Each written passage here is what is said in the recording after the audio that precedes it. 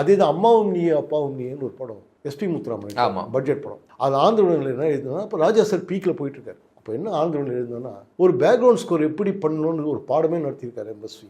நீங்கள் ஒரு விஷயம் பார்த்தீங்கன்னா தெரியும், ராஜா சார் பீக்கில் இருக்கும்போது எம்எஸ்வி போக்கி ராஜான்ற ஒரு படம் பண்ணியிருக்காரு. விடிய விடிய சொல்லி தருவேன் புன்மாலை நிலாவினில் மேகங்கள், எஸ்பி சுசீலா பாட்டு. அந்த டிக்கெட்லேயே பெஸ்ட் மெலடி அதுதான் சொல்லுவேன் நான். ராஜா பீக்கில் போகிறாரு எவ்வளோ பண்ணிட்டு இருக்காரு. அதே மாதிரி ராஜா ரகுமான் பீக்கில் போகும்போது ராஜா ஒரு சாங் பண்ணியாரு, கொஞ்சி கொஞ்சி அலைகள் ஓடு.